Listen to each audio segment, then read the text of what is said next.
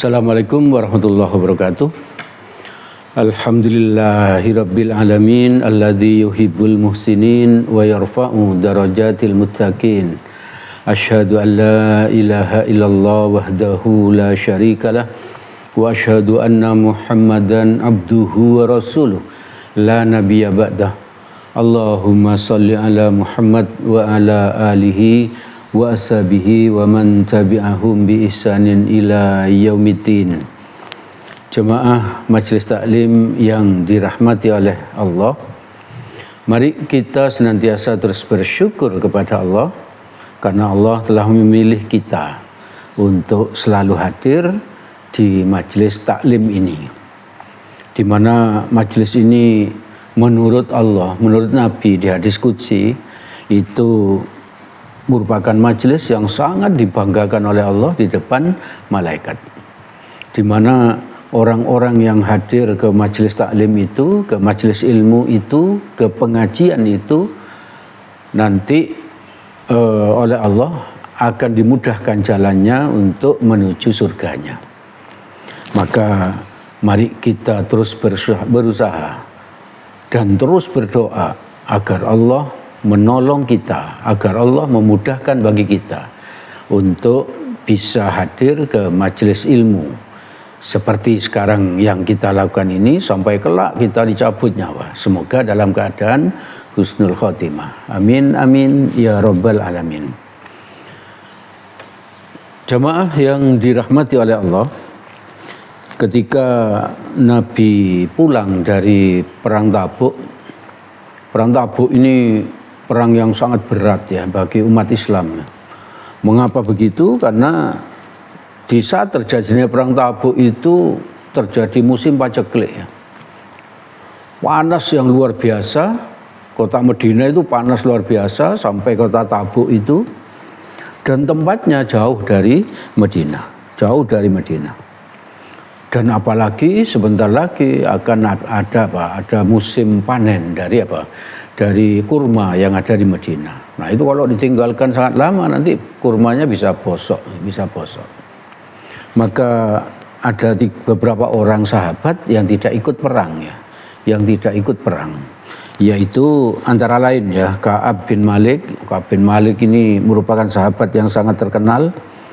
Yang kedua itu Mirarah bin Rabi al-Miriri.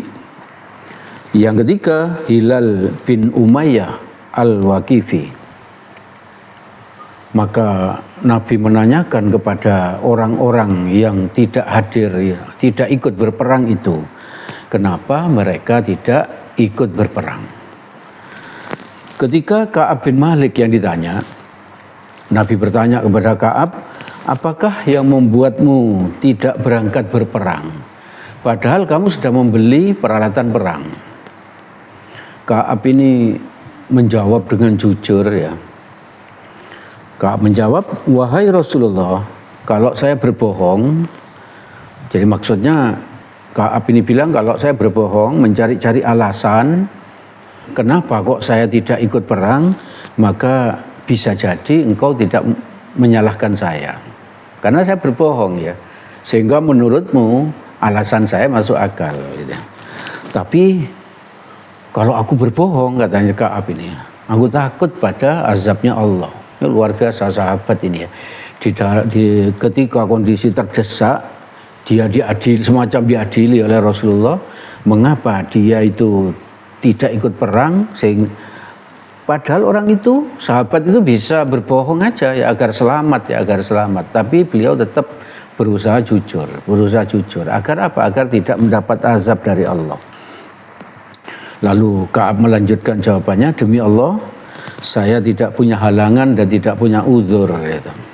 Jadi beliau itu tidak dalam keadaan sakit, tidak dalam keadaan tidak punya bekal. Ya. Pokoknya dia itu siap untuk berperang sebetulnya. Cuman beliau bisa jadi karena digoda oleh iblis dan syaitan, maka beliau tidak hadir ikut berperang. Maka Nabi memuji sikap Ka'ab ini. Yang dipuji apa? Sikap jujurnya ya. Walaupun dalam kondisi sulit, diadili, beliau tetap berusaha jujur, tidak berbohong. Nah ini yang dipuji oleh Nabi, sikap jujurnya. Maka Nabi berkata kepada Ka'ab, kalau begitu tunggulah bagaimana keputusan Allah. Bagaimana keputusan Allah.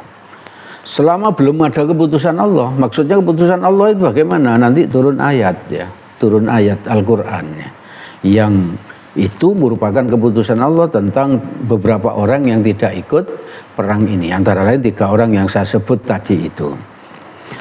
Sebelum ada keputusan Allah, maka Nabi dan sahabat memboikot Ka'ab bin Malik. Mereka tidak berbicara dengan Ka'ab bin Malik. Lalu yang kedua, istrinya disuruh menjauh dari Ka'ab bin Malik.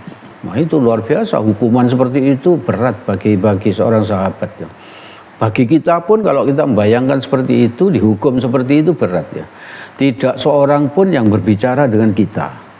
Nabi tidak bicara, sahabat dengan tidak bicara, dan istrinya disuruh menjauh. Oh itu berat sekali, sangat berat. Dan itu berlangsung selama 50 hari ya. Mengapa 50 hari?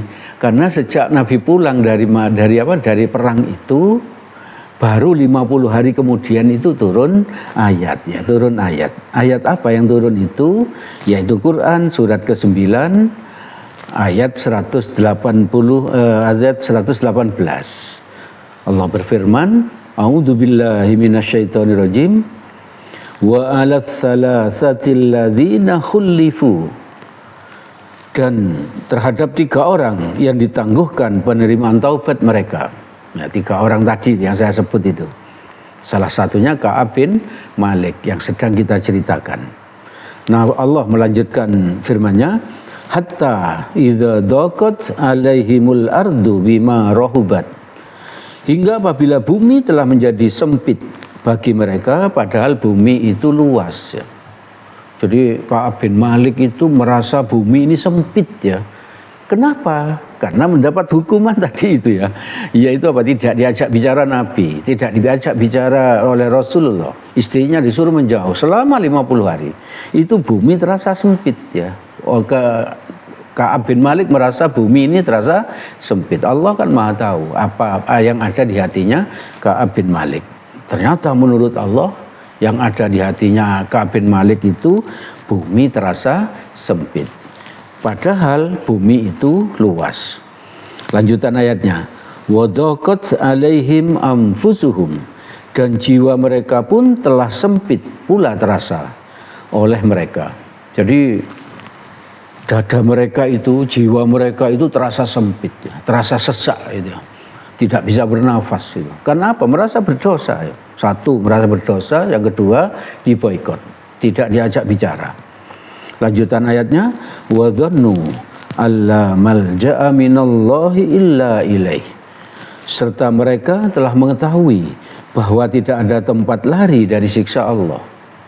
Jadi apapun yang kita lakukan, dosa apapun yang kita lakukan, nanti tidak ada tempat lari ya, tidak ada tempat lari dari siksanya Allah. Mau lari kemana kita? Semuanya ini milik Allah ya. Semuanya milik Allah. Melainkan kepadanya saja, melainkan kepada Allah saja. Lalu lanjutan ayat, tsumma taba alaihim liyatubu. Kemudian Allah menerima taubat mereka.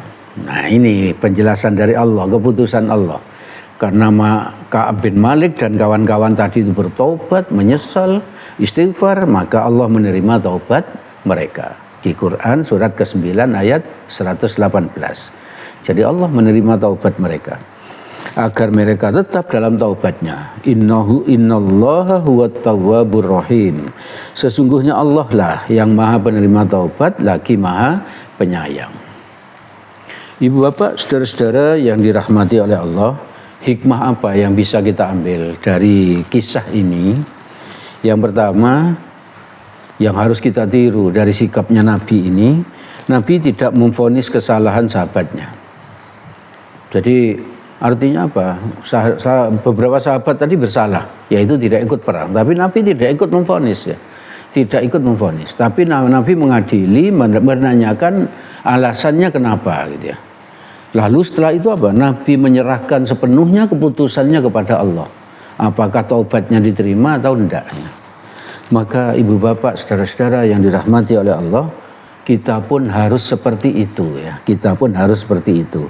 Kalau ada orang yang berdosa atau dia belum melaksanakan ketaatan kepada Allah dan Rasul, maka kita tidak boleh mencelanya. Kita tidak boleh menghinanya. Jadi kita nggak boleh menghina seseorang yang sedang berdosa. Kita tidak boleh mencela seseorang yang sedang melakukan kemaksiatan. Tidak boleh kita lakukan itu. Ini contohnya dari Nabi, orang yang tidak taat kepada Allah, tidak taat kepada Rasul, Nabi tidak mencela, tidak menghina, tapi menyerahkan sepenuhnya kepada Allah. Bagaimana Allah memberi keputusan, itu yang dilakukan Nabi.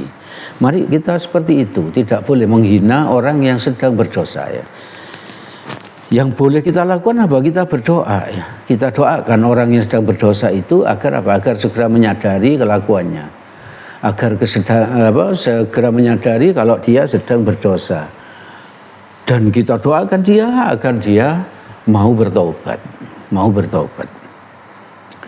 Ibu bapak, saudara-saudara yang dirahmati oleh Allah, itu yang pertama yang bisa kita lakukan, hikmah yang bisa kita ambil. Yang kedua yang bisa kita ambil hikmahnya, dalam kondisi apapun kita harus selalu jujur. Kita harus selalu jujur. Perhatikan tadi itu, apa yang dikatakan oleh Ka'ab bin Malik. Wahai Rasulullah, andaikan aku berbohong, maka aku akan selamat dari marahmu. Nah itu loh. Jadi kalau Ka'ab saat itu bilang, wahai Nabi, saya tidak ikut perang karena saya waktu itu sakit ya. Padahal Ka'ab tidak sakit. Nah itu mungkin Nabi langsung bilang, oh kalau begitu enggak apa-apa, kamu sakit. Tapi Ka'ab tidak memilih itu. Ka'ab bilang apa? Saya tidak punya uzur apa-apa. Saya sedang sehat dan saya punya perbekalan untuk perang. Dan dia karena kejujurannya itu diboikot oleh Nabi sambil menunggu apa? Keputusannya Allah. Jadi hikmahnya itu bahwa kita dalam kondisi apapun kita harus berusaha jujur. Tidak boleh kita berbohong. Karena berbohong itu adalah salah satu dari sifat orang munafik ya. Salah satu sifat dari orang munafik, dan orang munafik itu nerakanya paling bawah ya, paling bawah.